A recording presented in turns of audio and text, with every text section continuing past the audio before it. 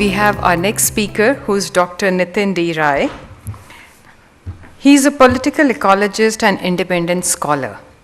He studies the impact of conservation and development on communities and local resistance to state efforts. His research incorporates ecological science, history of landscape transformation, and cultural ecology and local knowledge. For the past decade, he has partnered with Soliga Adivasis to study the politics of conservation in a protected area in South India. Since 2012, he has been working as part of an interdisciplinary team in the Banni grasslands of Kutch district. And now today, he will be talking on the political ecology of tiger conservation. Please welcome Dr. Nitin Rai. Thank you, sir. Thanks, Sukumar, and thanks, Mimi, for putting this wonderful day together. And I'm thinking we couldn't have done anything like this 20 years ago. I think the discussions would have had a very different tenor. And I think it's thanks to the likes of people we heard this morning, Madhav Gadgil, Ram, Sukumar, Sharad, and so on, that we've now begun to think about integrating rights and history and institutions and politics and culture. And so I'm going to jump right in. And I owe this title to two very important thinkers. One is Byung-Chul Chan, who's written most recently a book. He's a Korean philosopher, written a book on the disappearance of rituals and how it affects our lives. And he's a philosopher that's really worth reading. And Living Landscapes comes out of work that Bram Buscher has been doing at the University of Wageningen. And he's birthed a whole area called convivial conservation, looking at new forms of conservation that are convivial. And I think what we heard earlier from Hamsini and Sharad is that kind of conviviality, how conservation can move to being much more integrated. So I want to begin with this counter map. Okay, it's a counter to all of the long histories of suppression that Hamsini talked about, long histories of oppression and exclusion that Sharad talked about. So this is a map that took about 3 years for us to produce in BRT, and I think Sharad and Siddhappa, who follows me, are going to focus on this landscape, which has a long history of work, essentially by ATRI and other organizations on Soliga rights and history and politics.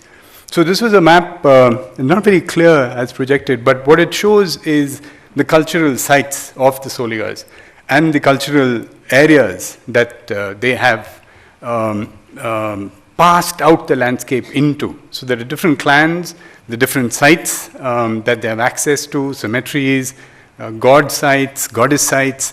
And so this is a home, right? It's a cultural landscape.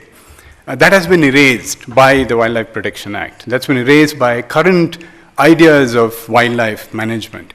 And it never was recorded for many, many years. So I think what's happening now through the Forest Rights Act and through work of a lot of social scientists interested in conservation as an intervention that affects people's lives.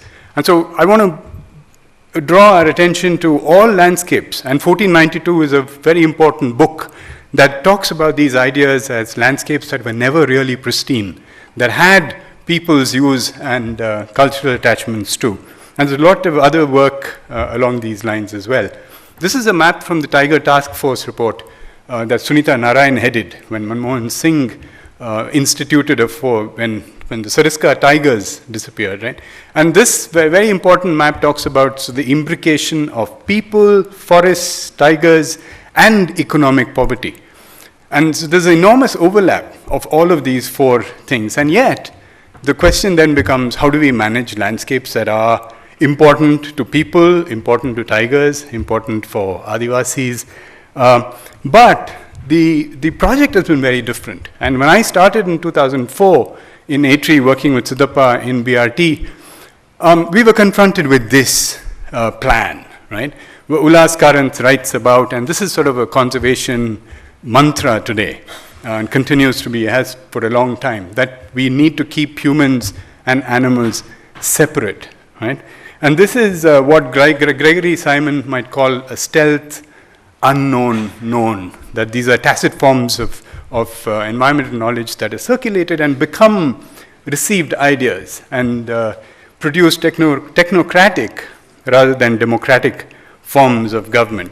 So my presentation is a very critical one, critical of the management interventions that we have faced, and imposed on landscapes for a long time. So this has resulted in what we can call, what Dan Brockington has called fortress conservation, right? And this is a map of conservation fortresses in India. The green is the forest areas and the black are protected areas. And the protected areas take the form of wildlife sanctuaries, national parks, and smaller sort of categories such as conservation reserves and community reserves and so on. But these are very exclusionary forms of protection. This is the model that we've inherited, which is a protected area model. And like I said, these are called fortresses. So complete exclusion of everything else. And I'm managing these as singular conservation entities. And the story that Siddhappa will also visit after me, and very briefly, Sharad talked about the reserve forest notification. It's a history of conflict in these landscapes. And the most recent one, of course, is the Tiger Reserve notification in 2011. So what that meant was a suppression of customary practice in these areas, and fire being a very important one. And all our very long oral histories with Soligas talk about fire. Fire comes up invariably in every conversation you have with Soligas. Tash talked about it this morning, Sukumar talked about it, Hamsing talked about it. So just something that is coming back but has always been existing in these landscapes. People burnt every single inch between January and April, between Sankranti and Ugadi. They burnt this forest, early season burns when the fuel didn't load up, and they knew how to manage fire. And this is a story across India. And there's a very fascinating essay by Stephen Pine, who's a fire historian, and he's written Fire Stick History for Australia. He's written a book on American fire history and wrote a piece on India called Nataraja, India's Cycle of Fire, 1994 environmental history piece. Fascinating reading. He'd never been to India, but he collated historical records of this. So this is a protest in Chamaranagra protesting the Tiger Reserve notification. So people are up resisting forms of conservation. There was a silent protest. They closed their mouths and protested this. Now, why were they protesting this? Clearly, there's a reason. What conservation has wrought on these landscapes is this, very briefly, from 95 to 2017, the data that we've been collecting for over 20 years, shows in the orange, 19% of household income was from cash, household income was from labor. It's gone up to 70%. And forest dependence from 54 to 9. So the whole series, the whole big story that I won't get into, but this is real income switches and losses and alienation. Madhav Gadgil spoke about alienation today, and this is real alienation in 5% of India's landscape. Okay, so Tash spoke about this. What used to be on the left, in small remnants, we still have this kind of understory, complete coverage of lantana. And there's an explosion of lantana in these landscapes. So that's the first threat, a historical one, exclosure of landscapes. Now there are continuing threats. Just very briefly, this is the second one, which is doubling tiger numbers, right? Which is conservation, again, wrought in this landscape in ways that we can't. WWF is leading this effort.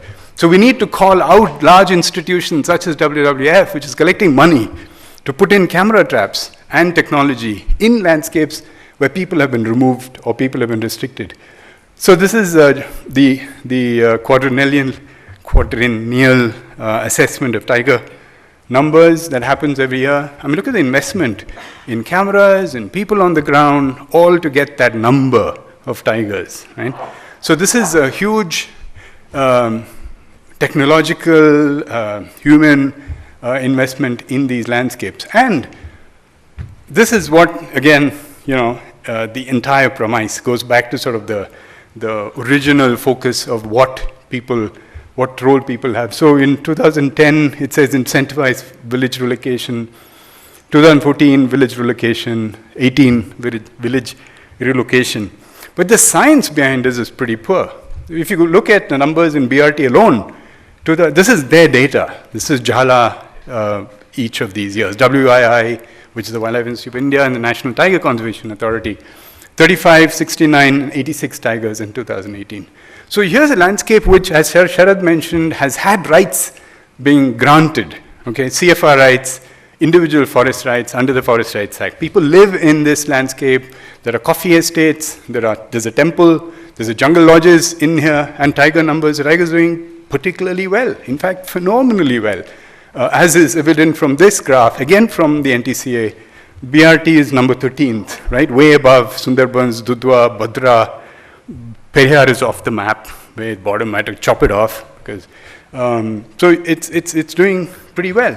If you look again at another map from the report again, we overlaid the Podus, which is settlements, on the map, and you'll see that there is no real relationship between tiger densities and human settlements. So tigers are doing their own thing.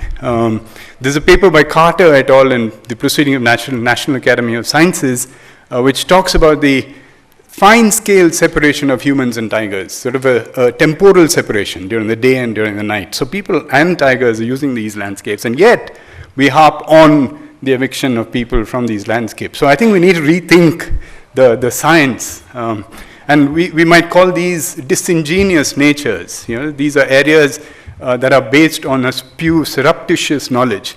You might ask the question, what is that for? And maybe the next slide might tell us some of this, right? And this is where I think we all come in. That is, we are corporate, market, bankers, interested in commodifying landscapes, right? This is a landscape. So this is the economic evaluation of tiger reserves. This is the third threat that's coming to our landscapes, which is from a market-based approach to conservation. And I think we need to be aware of what this does to rights, to people, and to the landscapes themselves, okay? And so this, in the first 6 tiger reserves that they assessed, now they're doing it in all 50.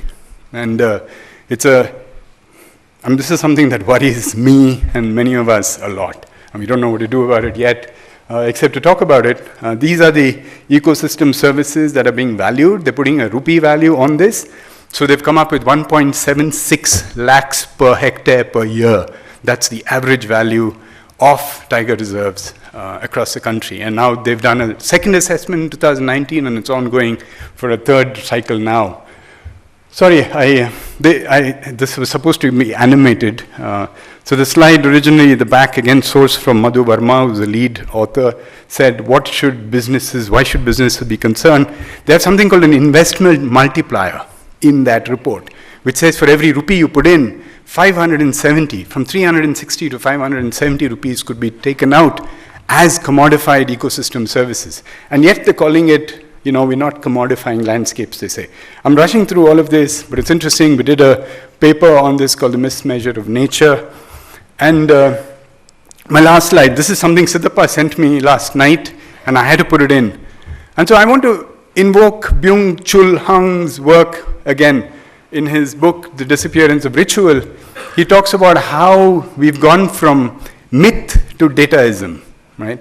Everything now is data. We've lost all of the myths that these landscapes had, these stories, these connections, these relationships. And while Ajit and I were doing that study, and I'm going to take just 2 minutes to end here, maybe less, we're doing that study, we were asking Soligas about their conceptions of the relationships to the landscape that were non-monetary, right? Because now everything is getting monetized.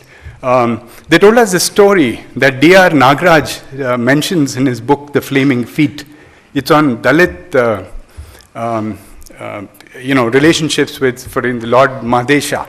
So the Soligas invoked that same story, and he told us, Dasegowda from Bhutani Podu, told us the story of how Lord Mahadesha, who's a reigning deity in that landscape, killed King Shravana, okay? And after killing the king Shravana, and it's a beautiful story of how he kills him. He assumes the shape of a cobbler, gives him a pair of shoes, and says, try these on. And when he's trying them on, he kills him, right, through a charmed pulse, through these slippers. And Dasegowda said, when Shravana died, Mahadesha left us in the landscape to perform his last rites every year. There was fascinating connection to this landscape, right? Saying, you know, this is what we do in this landscape, perform the last rites of an evil king killed by Lord Madhesha, millennia ago. So I just want to end here, talk about, the various ways that we can reconnect with these landscapes and identifying the threats that, to answer Sukumar's question about why aren't certain ideas of customary practice being reintroduced? Because the institutions that then will have to be built, right, replace the larger political economic forces that seek certain value. When Prime Minister Modi was introducing these numbers in 2018, when he claimed success for tiger reserves, he said these are carbon repositories as well, right? So that sort of, under the new climate change policy, these become areas of extreme importance. So if you have one controlling authority, you can claim access to the carbon. So there's a whole can of worms this opens up, but we can have a discussion on that later. Thank you. Thank you so much, Dr. Nitin. Thank you so much.